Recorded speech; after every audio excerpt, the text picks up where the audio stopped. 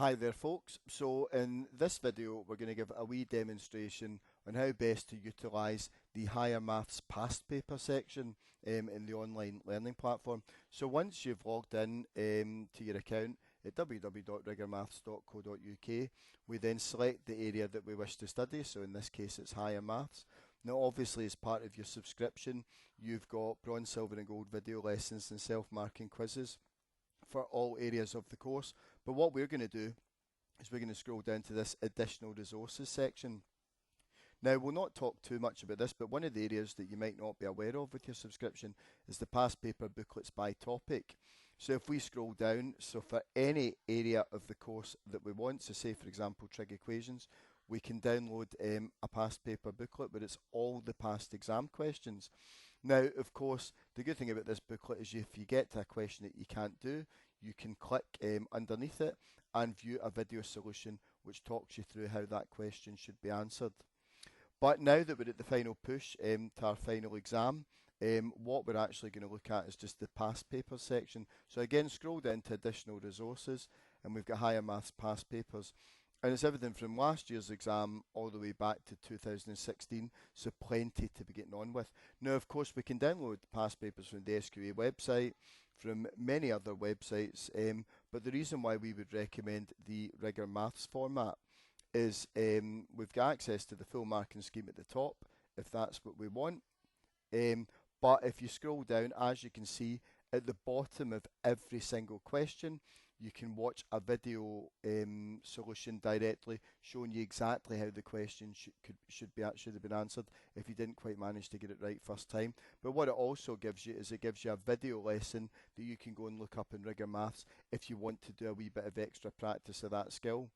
So once you've got to the end of a past paper, once you complete it, you should give yourself a score out of what that paper was out of. And it will always tell you what the paper was out of at the top. So for example, this paper's out of 55, so your score out of 55. And you should aim to complete each of these past papers once. Now, as you're doing that, you should be using the pupil recording grid, which you can download just by clicking here. And it looks something like this. Now, it's your own personal one, so you should give yourself a name. You should type your name at the start just to personalise it a wee bit.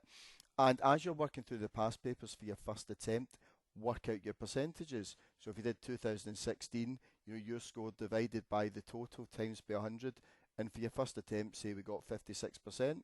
And for paper 2, say for our first attempt, we get 61%.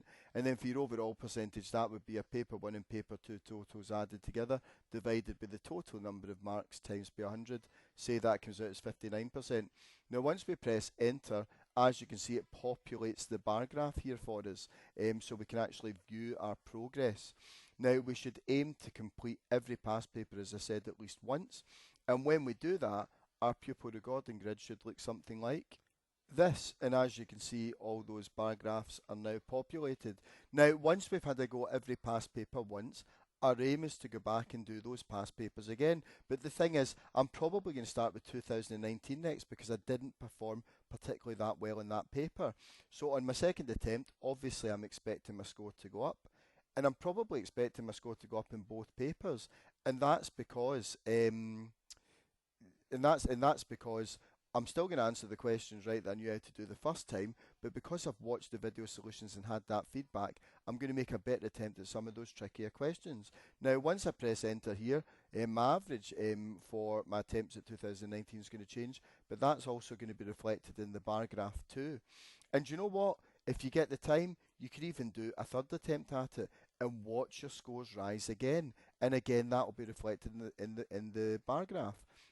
So I would aim between now and the end of the exam to have completed every past paper twice, a first go, and then a chance to work on those weaknesses and get better at those trickier questions. And at the end of so one last push because we're so close to that final exam.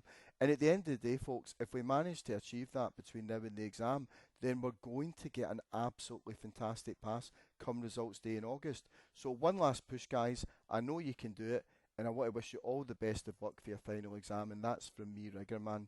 So thanks a lot for watching this video demonstration, guys.